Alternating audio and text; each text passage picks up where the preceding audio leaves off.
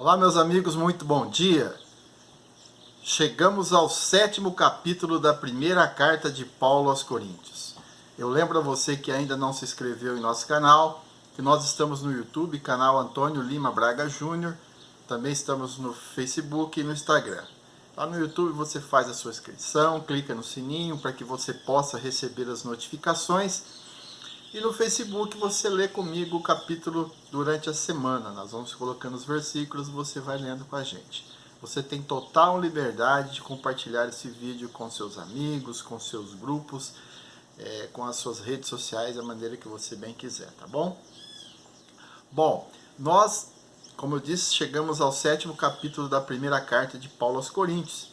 E nós devemos reforçar que essa carta foi escrita para uma igreja que ficava na cidade mais importante da Acaia. Onde era a Acaia? Era uma província romana antiga que hoje fica no território da Grécia. Naquele local, a igreja vivia sob um período de muita imoralidade e idolatria. A partir desse capítulo, Paulo dá início a uma sequência de perguntas e respostas, começando pelo casamento. A igreja que estava sofrendo os efeitos da imoralidade estava vivendo um período de muitas dificuldades. Se eles seguissem os conselhos do apóstolo, alcançariam êxito na reconstituição de sua moral e avanço na obra. Paulo optou pelo celibato, pois entendeu que seu ministério assim era a vontade de Deus. Mas ele não condenou o casamento, pelo contrário, orientou sobre isso. Ele mostra que tanto o celibato quanto o casamento devem estar abençoados por Deus. Nas suas orientações, o apóstolo coloca a mulher e o homem em pé de igualdade na relação. Ele faz um apanhado completo do assunto. Fala do casal e a vida conjugal. Fala dos filhos, o estado do solteiro, a separação e o divórcio, a viuvez e também o novo casamento. Ainda destaca o quesito sexual como fundamental para um casamento estável e próspero. No versículo 5 ele escreve: não vos priveis uns aos outros. O sexo no casamento entre um homem e uma mulher tem a plena aprovação de Deus e deve ser uma entrega de ambos os cônjuges e não uma maneira unilateral. O corpo do marido pertence à mulher e o corpo da mulher pertence ao marido.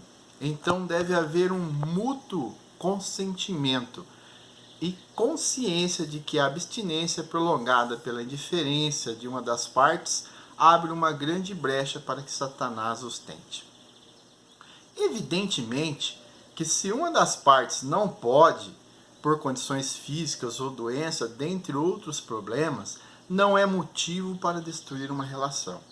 Pelo contrário, se a relação tem a presença de Deus, ela se fortalece muito mais nas dificuldades.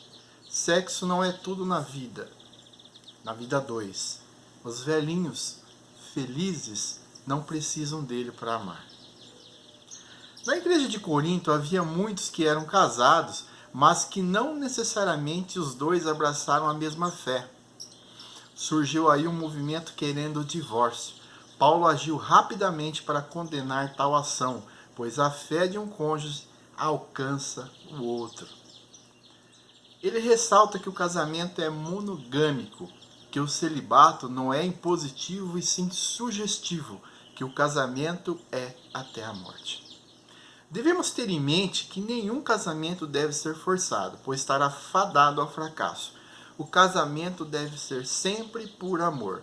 O jovem não deve se expor às paixões carnais, não deve se expor por imposição da família, interesse econômico ou qualquer outra coisa do gênero, pois sem amor não existirá felicidade. Suas recomendações são aplicáveis até hoje, apesar de que muitos tentam distorcer esses ensinamentos e adaptá-los às suas necessidades carnais. Quantos casamentos estão acabando simplesmente pelo fato de não ter havido qualquer planejamento?